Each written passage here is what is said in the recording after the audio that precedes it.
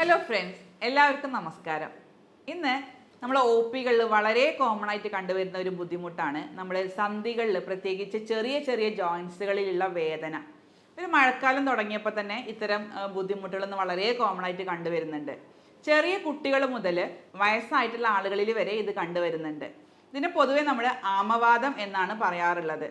സന്ധിവാത രോഗങ്ങളിൽ പല ടൈപ്പ് രോഗങ്ങളുണ്ട്, പക്ഷെ വളരെ കോമൺ ആയിട്ടൊന്ന് കണ്ടുവരുന്ന ഒന്നാണ് ആമവാദം. ഈ ആമവാദമാണ് എന്ന് പറയുമ്പോൾ തന്നെ പല രോഗികളും നമ്മളോട് ചോദിക്കാറുള്ള ഒരു ക്വസ്റ്റ്യൻ ആണ്, ഡോക്ടർ ഇത് പാരമ്പര്യമായിട്ടല്ലേ വരാറുള്ളത്, എനിക്ക് എങ്ങനെ ഇത് വന്നു? വീട്ടിൽ ആർക്കും തന്നെ ഈ ഒരു ആമവാദത്തിൻ്റെ ബുദ്ധിമുട്ടൊന്നും കാണുന്നില്ല. അപ്പോൾ പാരമ്പര്യമായിട്ട് മാത്രമല്ല ഇത് വരാറുള്ളത്, അതൊരു ചെറിയ ഘടകം മാത്രമാണ്. മറ്റ് പല കാരണങ്ങൾ കൊണ്ടും, പ്രത്യേകിച്ച് രോഗപ്രതിരോധ ശേഷിയിലുള്ള മാറ്റങ്ങൾ കൊണ്ടാണ് ഈ ഒരു ആമവാദം എന്നതിലുള്ള അസുഖം വരുന്നത്. അപ്പം അതുകൊണ്ട് തന്നെ പാരമ്പര്യം ഒരു ചെറിയ ഘടകം മാത്രമാണ് എന്നുള്ളൊരു കാര്യം പറയാം. അതുപോലെ തന്നെ മറ്റ് പല ആളുകളും ചോദിക്കാറുള്ളത്, ഡോക്ടർ ഇത് മരുന്ന് കഴിച്ചു കഴിഞ്ഞാൽ മാറാനുള്ള സാധ്യതയുണ്ടോ, അല്ലെങ്കിൽ ഒരു കാലാകാലം മരുന്ന് കഴിക്കേണ്ടി വരുമോ എന്നുള്ളൊരു ചോദ്യം കൂടെ ചോദിക്കാറുണ്ട്. അപ്പോൾ ഇതൊരു മാറാ രോഗമല്ല, നമുക്ക് കൃത്യമായിട്ട് നേരത്തെ കണ്ടെത്തി അതിനുള്ള ട്രീറ്റ്മെൻറ്റ് നേരത്തെ എടുക്കുകയാണെങ്കിൽ വളരെ എഫക്റ്റീവായിട്ട് മാനേജ് ചെയ്യാൻ പറ്റുന്ന രോഗാവസ്ഥയാണ് ആമവാദം. അപ്പോൾ ഇതിനെക്കുറിച്ചുള്ള കാര്യങ്ങളാണ് ഞാൻ ഇന്ന് ഡിസ്കസ് ചെയ്യാൻ ഉദ്ദേശിക്കുന്നത്. ഞാൻ doctor Shahala CH, doctor Basil Somiya hospital, Pandikkad, Malappuram ജില്ല.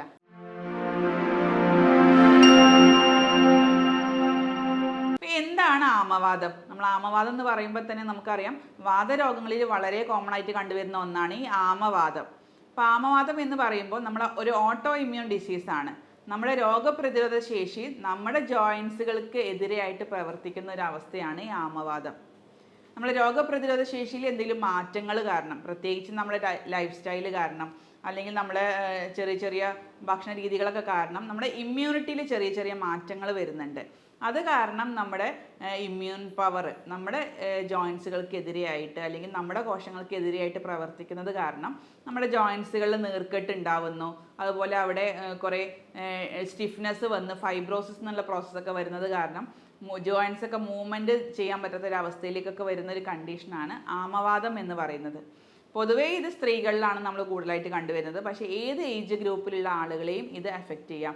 ഏത് സമയത്ത് വേണമെങ്കിലും ഇതിൻ്റെ ഒരു ട്രിഗറിങ് ആയിട്ട് നമുക്ക് ആമവാദത്തിൻ്റെ ബുദ്ധിമുട്ടുകൾ കാണാറുണ്ട്. അപ്പോൾ രണ്ട് രീതിയിലുള്ള ആളുകളെയാണ് നമ്മൾ ആമവാദവുമായി ബന്ധപ്പെട്ട് OPയിൽ കണ്ടുവരുന്നത്. ഏറ്റവും കോമൺ ആയിട്ട് കണ്ടുവരുന്ന ആളുകളാണ്, പ്രത്യേകിച്ച് അവർക്ക് ജോയിൻസുകളിലുള്ള അഫെക്ഷൻ വളരെ കൂടുതലായിരിക്കും.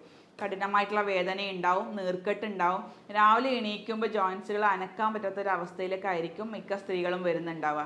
പക്ഷെ അവരെ ചില ആളുകളുടെ ബ്ലഡ് ടെസ്റ്റ് ചെക്ക് ചെയ്ത് നോക്കുമ്പോൾ നമുക്ക് അതിൽ ഈ ആമവാദവുമായി ബന്ധപ്പെട്ടുള്ള ഒരു ലക്ഷണങ്ങളും കാണാറില്ല. അതായത് RA ഫാക്ടർ, ESR ഒക്കെ നോർമലായിരിക്കും. അതിനെ നമ്മൾ സീറോ നെഗറ്റീവ് റുമറ്റോയ്ഡ് ആർത്രൈറ്റിസ് എന്നുള്ള വിഭാഗത്തിലാണ് പെടുത്തുന്നത്. പിന്നെ മറ്റ് ഒരു വിഭാഗത്തിൽ നമ്മൾ നേരെ ഓപ്പോസിറ്റ് ആയിട്ട് കാണാറുണ്ട്. അതായത് പ്രത്യേകിച്ച് സ്ത്രീകളൊക്കെ ആണെങ്കിൽ അവർക്ക് ജോയിൻറ്റ് പെയിൻസ് ഒക്കെ വല്ലപ്പോഴേ കാണാറുള്ളൂ. പക്ഷെ അവരെ ബ്ലഡ് ടെസ്റ്റ് നമ്മൾ എന്തെങ്കിലും ആവശ്യത്തിന് ടെസ്റ്റ് ചെയ്ത് നോക്കുമ്പോൾ അവരെ ബ്ലഡ് ടെസ്റ്റിൽ റുമാറ്റോയ്ഡ് ഫാക്ടറും അതുപോലെ ESR ഒക്കെ വളരെ കൂടുതലായിട്ട് കാണാറുണ്ട്. അതിന് നമ്മൾ സീറോ പോസിറ്റീവ് റുമാറ്റോയ്ഡ് ആർത്രൈറ്റിസ് അല്ലെങ്കിൽ സീറോ പോസിറ്റീവ് ഗ്രൂപ്പിലാണ് ഇതിനെ പെടുത്താറുള്ളത്. അങ്ങനെ രണ്ട് വിഭാഗമായിട്ട് നമ്മൾ ഈ ഒരു ആമവാദം പ്രത്യേകിച്ച് ക്ലിനിക്കലി നമ്മൾ കണ്ടുവരുന്നുണ്ട്. അതുകൊണ്ട് തന്നെ നമുക്ക് ആമവാദം പ്രത്യേകിച്ച് നേരത്തെ കണ്ടെത്താൻ ചെറിയ സംശയങ്ങളും ചെറിയ ബുദ്ധിമുട്ടുകളും വരാറുണ്ട്. അപ്പോൾ അതിനെ നേരത്തെ കണ്ടെത്തുക എന്നുള്ളതാണ് ആമവാദത്തിൻ്റെ ട്രീറ്റ്മെൻറ്റിൽ ഫസ്റ്റ് സ്റ്റെപ്പായിട്ട് നമ്മൾ കാണാറുള്ളത്. അപ്പോൾ എങ്ങനെ നമുക്ക് ആമവാദത്തെ നേരത്തെ കണ്ടെത്താം? കുറച്ച് ക്ലിനിക്കൽ ഫീച്ചേഴ്സ് അല്ലെങ്കിൽ നമുക്ക് ലക്ഷണങ്ങൾ നോക്കിക്കഴിഞ്ഞാൽ തന്നെ ഇത് ആമവാദമാണോ എന്ന് നമുക്ക് ഉറപ്പിക്കാവുന്നതാണ്. അതിന് അനുയോജ്യമായിട്ടുള്ള ഒരു 6 ലക്ഷണങ്ങളാണ് ഞാൻ പറയാൻ ഉദ്ദേശിക്കുന്നത്. അതിൽ ഏറ്റവും ഇമ്പോർട്ടൻ്റ് ആയിട്ടുള്ള ഒന്നാണ്, രാവിലെ എണീറ്റ് കഴിയുമ്പോൾ ഇത്തരം രോഗികൾക്ക് സ്റ്റിഫ്നെസ് അനുഭവപ്പെടുക. ഒരു 1-2 മണിക്കൂറുകൾ സ്റ്റിഫ്നെസ് വരിക. പിന്നെ കുറച്ച് മൂവ്മെൻറ്റ് ചെയ്ത് കഴിഞ്ഞാൽ അതിൻ്റെ സ്റ്റിഫ്നെസ് കുറഞ്ഞു വരിക. പിന്നെ പ്രത്യേകിച്ച് കൈയിൻ്റെയും കാലിൻ്റെയും ചെറിയ വിരലുകളൊക്കെയാണ് അത് എഫക്റ്റ് ചെയ്യുന്നത്. ചെറിയ ജോയിൻസുകളിൽ മൾട്ടിപ്പിളായിട്ട് ഒന്നോ അതിലധികമോ ജോയിൻസിൻ്റെയൊക്കെ അഫെക്ഷൻ ഉണ്ടാവും. ഇതിൽ പ്രത്യേകിച്ച് നീർക്കെട്ടും വേദനയും അനുഭവപ്പെടാറുണ്ട്. അതുപോലെ തന്നെ ഇവരെ ജോയിൻസിൻ്റെ മുകളിലായിട്ട് ചെറിയ ചെറിയ ഇൻഫ്ലമേറ്ററി നോഡ്യൂൾസ്, ചെറിയ ചെറിയ മുഴകളായിട്ടൊക്കെ പ്രത്യക്ഷപ്പെടാറുണ്ട്. അവർ ബ്ലഡ് ടെസ്റ്റ് ചെയ്യുമ്പോൾ റുമാറ്റോയ്ഡ് ഫാക്ടർ പോസിറ്റീവ് ആയിരിക്കും. ചില കേസുകളിൽ ജോയിൻറ്റ് ഡീഫോമിറ്റി വന്നു കഴിഞ്ഞാൽ എക്സ്റേയിലൊക്കെ അതിൻ്റെ ഡീഫോമിറ്റിയും കാണാൻ പറ്റും. ഇത്തരത്തിലുള്ള ലക്ഷണങ്ങൾ ഒരാളിൽ കാണുകയാണെങ്കിൽ അവർക്ക് ആമവാദം ആണ് എന്ന് തന്നെ നമുക്ക് ഉറപ്പിക്കാം.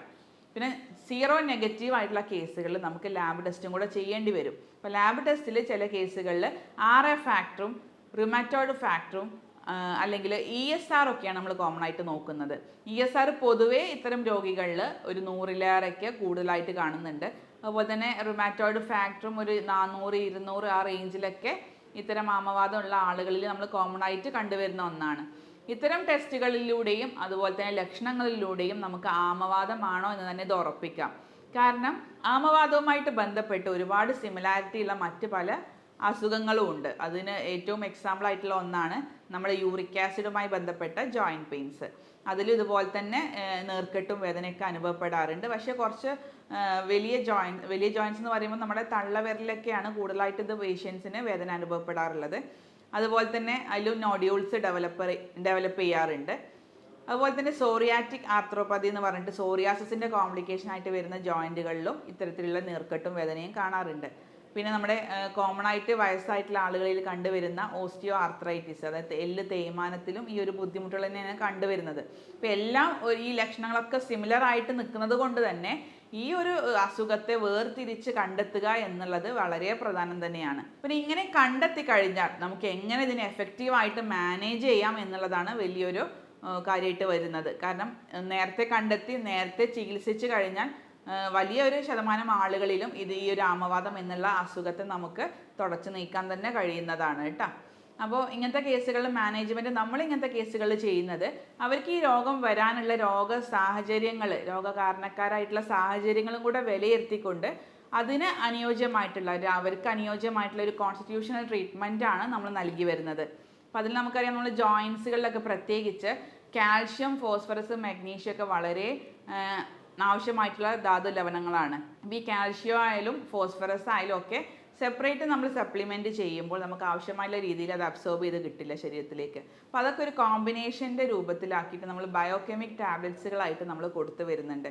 അത് ജോയിൻസിൻ്റെയും പ്രവർത്തനങ്ങൾക്കും അതുപോലത്തെ നീർക്കെട്ട് കുറയ്ക്കാനൊക്കെ അത് വളരെയധികം സഹായിക്കുന്നുണ്ട്. മാത്രമല്ല ഈ ആമവാദം എന്ന് പറയുന്നത് പല സ്ട്രെസ് കൊണ്ടും പല ശാരീരികമായിട്ടുള്ള അല്ലെങ്കിൽ മാനസികമായിട്ടുള്ള പ്രശ്നങ്ങൾ കൊണ്ടൊക്കെ ഈ ആമവാദം ട്രിഗർ ചെയ്ത് വരാറുണ്ട്. അപ്പോൾ അത്തരം രോഗികളുടെ നമ്മുടെ ശാരീരികവും മാനസികവും ഒക്കെ ആയിട്ടുള്ള എല്ലാ ലക്ഷണങ്ങളും കണക്കിലെടുത്തുകൊണ്ടുള്ള ഒരു കോൺസ്റ്റിറ്റ്യൂഷണൽ ട്രീറ്റ്മെൻറ്റാണ് നമ്മൾ ഈ ഒരു ചികിത്സാ രീതിയിലൂടെ ചെയ്തു വരുന്നത്. അതുകൊണ്ട് തന്നെ യാതൊരു പാർശ്വഫലങ്ങളും രോഗികൾക്ക് കിട്ടുന്നില്ല എന്ന് മാത്രമല്ല, ചുരുങ്ങിയ കാലയളവ് കൊണ്ട് തന്നെ നല്ലൊരു റിസൾട്ട് അല്ലെങ്കിൽ എഫക്റ്റീവായിട്ട് നമുക്ക് ഇതിനെ കൺട്രോൾ ചെയ്ത് കൊണ്ടുവരാവുന്നതാണ്. ഇത് പറയാൻ കാരണം ഒട്ടുമിക്ക ആളുകളും ഈ ഒരു ആമവാദം വന്നു കഴിഞ്ഞാൽ ട്രീറ്റ്മെൻറ്റ് എടുക്കാൻ മടി കാണിക്കുന്നവരാണ്. കാരണം ഇത് വന്നു കഴിഞ്ഞാൽ പിന്നെ പോവില്ല, ഇത് ജീവിതശൈലിയുടെ ഭാഗമായിട്ട് അങ്ങനെ കൊണ്ടു നടക്കുന്ന കുറേ ആളുകൾ നമ്മൾ കണ്ടിട്ടുണ്ട്. അല്ലെങ്കിൽ മറ്റ് ചില ആളുകൾ പെയിൻ കില്ലേഴ്സ് സ്ഥിരമായിട്ട് ഉപയോഗിക്കും. നമുക്കൊരു വേദന വന്നു കഴിഞ്ഞാൽ പെയിൻ കില്ലർ യൂസ് ചെയ്യും, അല്ലെങ്കിൽ പെയിൻ ബാമുകൾ യൂസ് ചെയ്യും. പിന്നെ കുറച്ച് കഴിഞ്ഞാൽ അതിൻ്റെ ബുദ്ധിമുട്ടൊക്കെ മാറും, പിന്നീട് അടുത്ത വർഷം വീണ്ടും വരും. അങ്ങനെ റിപ്പീറ്റ് ചെയ്ത് പോകുന്ന ആളുകൾ കാണാറുണ്ട്. അപ്പോൾ അത്തരത്തിലുള്ള ആളുകൾക്കാണ് നമ്മൾ ജോയിൻസിലൊക്കെ കൂടുതലായിട്ട് ഡീഫോമിറ്റിയും കൂടെ കണ്ടുവരുന്നത്.